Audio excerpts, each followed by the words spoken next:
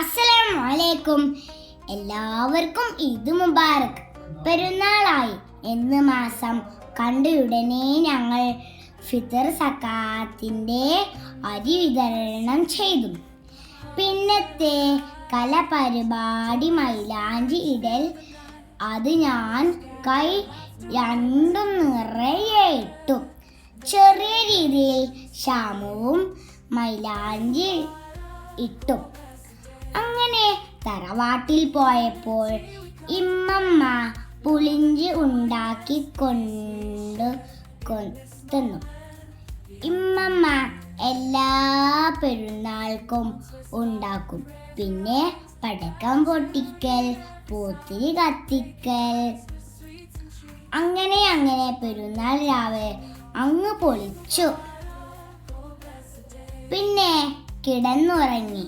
എൻ്റെ ഉമ്മച്ചി അത് രാവിലെ 4 മണിക്ക് എണീറ്റ് ചായയും പുട്ടും ഉണ്ടാക്കി. പെരുന്നാളിന് വീട്ടിൽ വരുന്നവർക്കെല്ലാം മധുരം കൊടുക്കാൻ ഉമ്മച്ചി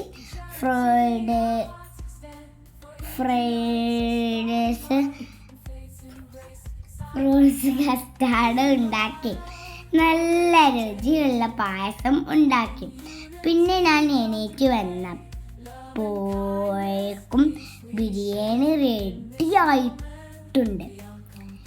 അങ്ങനെ Under the crescent moon, hearts alight, joyous spirits fill the night.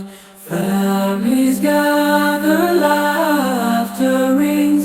Eid Mubarak, the celebration sings. Eid Mubarak, oh blessed day. In unity we come to pray. Love and kindness, peace we share.